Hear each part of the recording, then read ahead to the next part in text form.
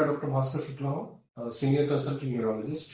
आइए जानते हैं कि इपिलेप्सी क्या है। What is epilepsy? इपिलेप्सी और सीजर के बीच में फर्क समझना चाहिए। दोनों एक नहीं है। सीजर जो है आमतौर पे जो जनरल पब्लिक है उनको रिकॉग्नाइज करना आना चाहिए। जैसे अगर किसी व्यक्ति को एकदम से अचानक वो अनकॉन्शियस हो जाए, उसकी आंखें ऊपर चढ़ जाए, उसके मुंह से फ्रॉदिंग होने लगे, टंग बाइट हो जाए, पेशाब निकल जाए, पॉटी निकल जाए, बहुत ही वायलेंट शेकिंग होने लगे, तो इसका मतलब है कि उस पेशेंट को सीजर्स पड़ रहे हैं। तो सीजर, और यही अगर ये टेंडेंसी है बार बार सीजर पड़ने की, बार बार दौरे पड़ने की अगर टेंडेंसी है, तो इसी फिनोमेनन को हम इपिलेप्सी बोलते हैं। तो इसका मतलब ये हुआ कि इपिलेप्सी में बार बार दौरा पड़ने की टेंडेंसी होती है। तो सीजर के कई सारे कारण हो सकते हैं जिसको हम ट्रीट कर सकते हैं। जैसे कुछ इलेक्ट्रोलाइट्स की कमी, जैसे कैल्शियम, मैग्नीशियम, सोडियम, इसकी कमी हो जाने की वजह से, ग्लूकोज की कमी हो जाने की वजह से। तो ये सब कुछ कॉमन कारण है सीजर फिट्स पड़ने के। तो ऐसे सिचुएशंस में हमें long term anti scissor medication की जरूरत नहीं पड़ती है। वहीं दूसरी तरफ अगर पेशेंट को इपिलेप्सी है, जहाँ पे जांचों में ऐसा कुछ हमें नहीं मिलता है, कोई इलेक्ट्रोलाइट इम्बैलेंस नहीं मिलता, ग्लूकोज नॉर्मल होता है एक्सेट्रा, कोई फीवर नहीं है पेशेंट को, तो मतलब इन सारे फैक्टर्स को प्रोवोकिंग फैक्टर्स बोलते हैं।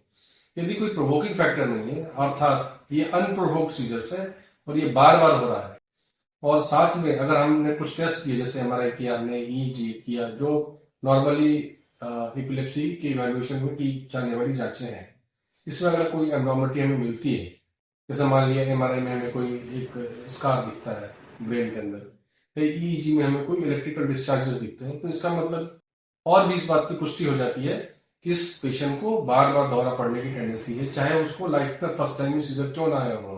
तो ऐसे सिचुएशन में उस पेशेंट को हमें दौरे की दवाइयां अर्थात एंटी सीजर मेडिकेशन पे रखने की जरूरत पड़ती है कई सालों तक। कभी कभी कुछ सिचुएशंस में लाइफ लॉन्ग दवाइयां लेने की जरूरत भी पड़ती है। तो ये तो हो गया कि इपिलेप्सी क्या है और इसको और इसके रिलेटेड क्या अंडरस्टैंडिंग होनी चाहिए जनरल पब्लिक। जब भी ऐसा हो तो हमेशा एक डॉक्टर की सलाह, न्यूरोलॉजिस्ट की सलाह जरूर लें, सही दिशा में ट्रीटमेंट चालू हो सके, फिर आपको ये पता चल सके कि दवाइयां कब तक लेनी है, क्या दवाइयां लेनी है, कितनी लेनी है दवाइयां। इसके अलावा मैं एक चीज और भी बोलना चाहूंगा कि अगर किसी व्यक्ति को दौरा पड़ रहा है, अगर आपके सामने, आंखों के सामने पड़ रहा है, तो आपको कुछ चीजों का ध्यान रखना बहुत जरूरी है। जैसे कि क्या करें और क्या ना करें, डूज एंड डोंट्स क्या है।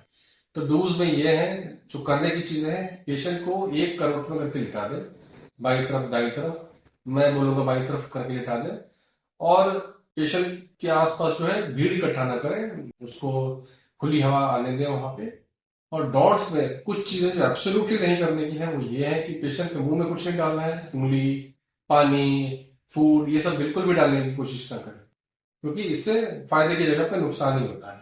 और घबराने तो बिल्कुल भी नहीं, क्योंकि ये दौरे अपने आप 3 से 4 मिनट में रुक जाते हैं। यदि कभी कभी दौरे नहीं अगर रुकते या पेशेंट को होश नहीं आ रहा है, तो उस सूरत में आपको पेशेंट को तुरंत अस्पताल लेके जाना है, ताकि सही इलाज शुरू हो सके। जब पेशेंट को आपके सामने दौरे पड़ रहे हैं तो क्या करना चाहिए, इन सब चीजों का ध्यान रखना चाहिए और उचित सलाह लेनी चाहिए, उचित परामर्श लेना चाहिए, और तभी हम इस बीमारी को सही तरीके से मैनेज कर पाएंगे। धन्यवाद।